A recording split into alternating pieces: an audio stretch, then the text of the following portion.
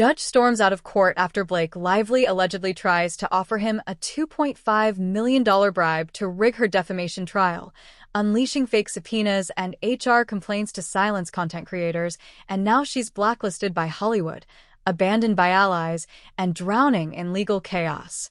That's right, we're talking about that $2.5 million bribe she allegedly attempted to slip past the radar. And by radar, I mean a literal federal judge during an active defamation trial.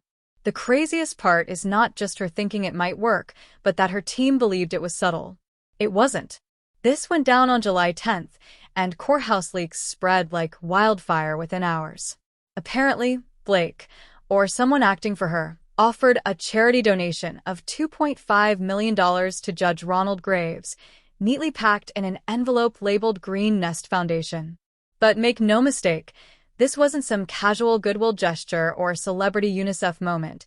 It was a flat-out bribe, a desperate attempt to tilt a trial she knew she was losing. That so-called foundation had already been flagged by courthouse auditors for suspicious activity, and connecting the dots didn't take long, especially since the donation included a handwritten note offering long-term media peace in exchange for a favorable verdict. The arrogance of thinking she could buy a federal judge with a fake foundation check is mind-blowing.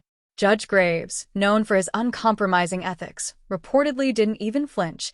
He handed the note to the bailiff, stood up, slammed his gavel, and walked out mid-hearing without a word. No speech, no warning, just pure disgust. Within the hour, TMZ and Reuters broke the story, and the courtroom was shut down for 24 hours due to a judicial conflict of interest. Meanwhile, Blake's legal team went completely silent, not a single statement, just dead air. So what could drive her to such a reckless move? Simple: panic.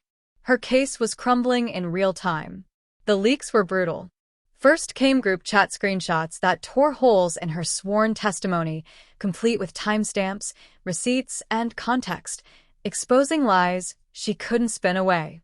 Then her former assistant dropped a sworn declaration 2 days earlier, stating that Blake knew the entire press plan was fabricated yet still approved it, essentially admitting her "I'm the victim" narrative was a PR illusion built on deceit. And the jury noticed. Internal courtroom polling revealed that 60% of attendees believed Justin Baldoni was telling the truth, a devastating shift showing her case, and public sympathy slipping away fast. Imagine watching your own credibility collapse in real time. The charm that once carried her career suddenly stopped working, even on a federal judge. But that wasn't the end of it. One of her top PR firms abruptly quit, citing unethical directives uncovered in internal emails. Imagine being so toxic your own spin doctors refuse to defend you. They walked out before the next press cycle even began, leaving her stranded. To make matters worse, her social credibility rating, the same metric Hollywood studios use to determine casting and brand deals, nosedived by 18% in just 2 days. That kind of drop doesn't just signal fading fan support, it screams to brands, producers, and streaming giants that she's now a liability. In an industry built on image, that's career death. The fallout from this scandal is still unfolding, but one thing's clear. What began as an attempt to control the narrative has turned into a full-scale implosion, and no PR miracle can clean this up now. From a distance, it was like watching a slow-motion implosion, one that proved Blake Lively wasn't worth the risk. The courtroom spectacle that followed was pure chaos. Inside Courtroom 3A, witnesses described Judge Graves slamming his gavel so hard it echoed through the chamber. The instant he read the note, he called for an immediate recess. Not a calm pause, but a nuclear shutdown. The transcripts later confirmed his words. "I will not tolerate what appears to be a gross breach of ethical boundaries." Translation: "Get this bribe out of my courtroom." Then came the viral footage, grainy hallway security video showing the judge storming out with 2 guards, visibly furious. Twitter went wild, dissecting every frame as if it were a scene from a legal thriller. The judge didn't just walk out. He looked ready to file charges himself. Behind the curtain, panic erupted within Blake's camp. Sources claimed her team scrambled to reframe the situation, insisting the bribe was merely a misunderstood donation. The Judicial Ethics Board didn't buy it. Within 2 hours, they launched a formal inquiry, confirming this wasn't confusion. It was a blatant attempt to sway a federal proceeding. The so-called $2.5 million donation had been funneled through the Green Nest Foundation, a charity allegedly tied to Blake's family trust in Connecticut, already under IRS scrutiny for suspicious financial activity. The kind that ends in handcuffs, not headlines. The delivery method made things even worse. A 24-year-old intern from Blake's legal team reportedly walked into the courthouse at 8:53 a.m. on July 9th and handed the envelope directly to the judge's clerk. Security footage from Hallway D17 captured it all, racking up over 7 million views online. Internet sleuths quickly identified the intern as someone named SJ, now conveniently missing from her firm and reportedly under federal questioning. The timing couldn't have been more suspicious. It looked less like a legal defense and more like a political scandal gone rogue. Blake's desperation was showing. She tried to buy her way out of trouble, underestimating the judge, the internet, and her own incompetence. What followed was an explosion, a courtroom walkout, a paused trial, and a public meltdown that shredded what was left of her reputation. When the dust settled, Judge Graves officially recused himself, the very man she tried to bribe stepping away from the case entirely. That single motion delayed the trial by up to 8 weeks, throwing everything into chaos. The fallout hit fast and hard. Her legal team was suddenly under fire for contempt of court, not disciplinary warnings, but potential criminal charges. Within 48 hours, 2 junior attorneys were fired, reportedly scapegoated to save the higher-ups. Their LinkedIn pages still listed them at the firm, but everyone knew they'd been tossed under the bus. The scandal had become radioactive, infecting everyone connected to it. What began as a courtroom stunt meant to manipulate the system had spiraled into a full-blown crisis, proving once again that Blake's obsession with control had finally destroyed the one thing she couldn't fake: credibility. Blake Lively's legal team has officially become the most radioactive group in Hollywood, and she herself is now pure toxicity, nuclear-level toxic. Within 24 hours, Shonda Rhimes and Reese Witherspoon, 2 of Hollywood's most influential and PR-savvy powerhouses, unfollowed her on Instagram. These aren't random influencers. They're women who build careers and shape reputations, and their quiet exit spoke louder than any press statement.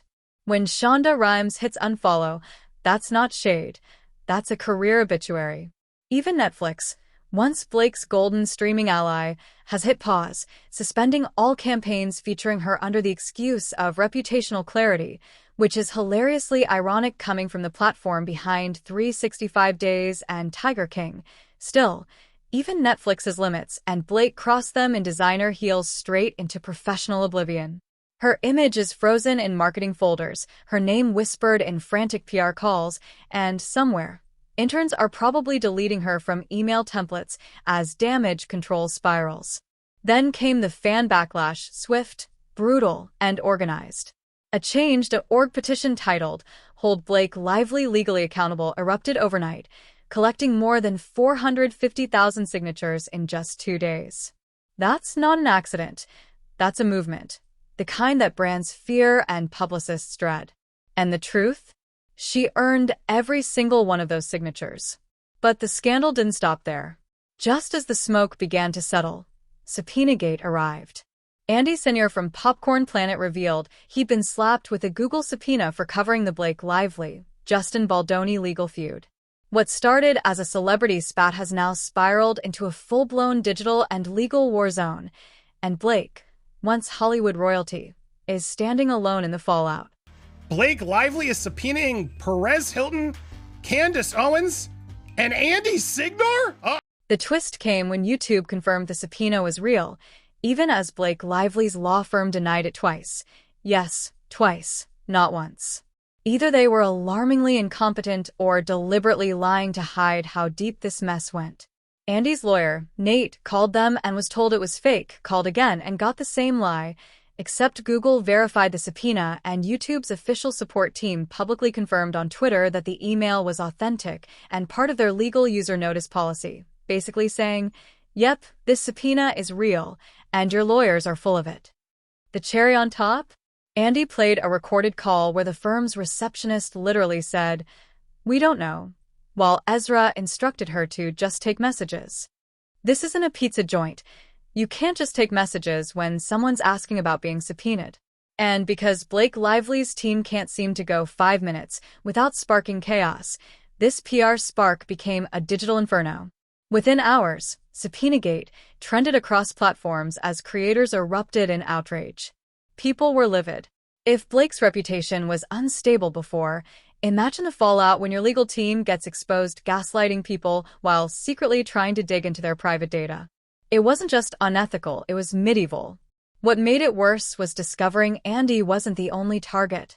Multiple creators, including Cherry Flow of Flossom Talk, revealed they were hit with similar subpoenas. These weren't haters. They were journalists covering the story fairly and even sympathetically toward Justin Baldoni. That's when the truth clicked. Blake's team wasn't just panicking. They were allegedly attempting to trace journalist networks critical of her, to see who was saying what and possibly silence them. That's not crisis management. That's surveillance. It crosses every line of press freedom and sinks into potential legal and constitutional disaster territory. Flossom Talk went public, exposing that the subpoenas came from the official Google legal support domain, demanding not just identity details but full email data, search histories, and communication logs. Let that sink in. Search history. Blake Lively's team allegedly tried to strip mine the internet histories of content creators who criticized her, turning what should have been a PR cleanup into digital intimidation, surveillance, and censorship by subpoena. This wasn't even their first tactic of this kind. Back in March 2025, the same camp was linked to a wave of fake HR complaints during the Vanson case, targeting creators who supported Justin Baldoni with vague allegations from a so-called Dr. Leslie Dobson, a name later tied to misinformation campaigns and conspiracy-heavy Instagram content. It reads like a Bond villain's playbook. Coordinated efforts to track, discredit, and silence anyone aligned with Baldoni before the trial could even conclude, benefiting the same person who allegedly tried to buy a federal judge with $2.5 million and a handwritten note. When subpoenas weren't enough, Blake's team reportedly escalated to fake HR complaints, dragging the celebrity legal strategy down to middle school-level revenge tactics. Central to the chaos was the mysterious Dr. Leslie Dobson, who presented herself as an expert but was actually spreading pseudoscience and mental health misinformation. Multiple creators confirmed the complaints came out of nowhere, with one of the most infamous cases involving journalist Cherry Flow, accused absurdly of touching Blake's stomach at a media event, a minor gesture chosen as a battleground for Blake's legal onslaught. These HR attacks weren't isolated. Creators speaking favorably about Baldoni suddenly faced professional scrutiny, revealing a pattern of weaponized complaints. Dobson, not a medical expert, was later exposed as linked to conspiracy-heavy Instagram circles, turning her false allegations into a recurring thread of manipulation and intimidation. Anonymous witnesses reportedly corroborated these claims privately but refused to testify publicly, disappearing into the PR fog, highlighting that this campaign wasn't about justice, it was about fear, distraction, and narrative control. These actions align with Blake's broader playbook. Sealed files, suspiciously timed legal delays around media events, subpoenas used as threats, and even Christmas filings slipped past public scrutiny. Today, her strategy has shifted to radio silence. No apologies, no denials, just a digital ghost town. Her last social media activity was on July 6th, leaving the public guessing while she likely monitors Google alerts in panic. Major media outlets such as CNN, Variety, and The Hollywood Reporter have reportedly refused to touch her team's statements, citing an ongoing judicial inquiry. Even Blake's most polished PR machinery is failing. Her once meticulous control over image and narrative has collapsed under the weight of her legal and digital missteps, leaving her isolated, silent, and facing mounting scrutiny as the fallout continues. Blake Lively's polished PR spin isn't cutting it anymore. Media outlets aren't naive. They've seen this playbook before and know exactly how it ends. Her allies are nowhere to be found. Taylor Swift is silent. Gigi Hadid hasn't said a word, and even Ryan Reynolds, her own husband who rarely goes 5 minutes without a viral tweet, hasn't intervened. When Deadpool can't save you, it's over. These aren't just celebrities. They're brand machines, and right now Blake is brand poison. Nobody wants to risk their reputation defending someone who allegedly tried to bribe a federal judge as a strategic career move. Just when you think it couldn't get more absurd, insider leaks revealed Blake supposedly keeps a crisis response script on standby, an actual playbook for handling scandals. Former assistants reported the same script was used during the It Ends With Us backlash when her casting sparked outrage, with a recycled list of calm statements, victim-centered pivots, and reputation-saving phrases ready at a moment's notice. Someone should leak it. It's likely the only honest thing left in her PR arsenal. Insiders warn this could be career-ending. One rep anonymously stated that Blake could face lifelong industry damage if the judicial bribery story escalates to the federal level, and it already has. This isn't just a public image issue anymore. It's real investigations, subpoenas, and potential jail time. Bribing a judge isn't a PR mistake. It's a felony, and no amount of curated Instagram posts can hide that. Meanwhile, creators like Andy Senior and Cherry Flow aren't backing down. They're uniting, sharing call recordings, uploading evidence, and demanding protection from these intimidation tactics. What began as a few subpoena denials has become a full-blown digital rebellion that shows no sign of slowing. Judge Graves' dramatic walkout wasn't the finale. It may have been the beginning of a deeper investigation into Blake and her team's actions. Subpoena-gate, fake HR complaints, sealed files, Christmas filings, they're all now under scrutiny. The next judge won't step into a routine courtroom. They'll walk into a battlefield armed with press clippings, digital evidence, and a vigilant public. This isn't just a PR misstep. It's a meltdown, a high-profile career collapse wrapped in arrogance and sealed with denial.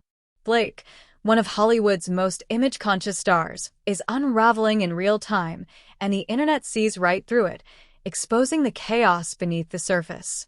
She may have thought she could manipulate the situation like everything else. Smile here, drop a statement there, pose with a charity, but you can't charm your way out of a scandal this deep. Not with creators presenting proof, media backing away, and the legal system watching closely. What happens next is uncertain, but one thing is clear. Blake Lively no longer controls the script, the narrative isn't hers, and no crisis memo will shield her from the storm she unleashed. Her downfall is far from over, and the story is only intensifying.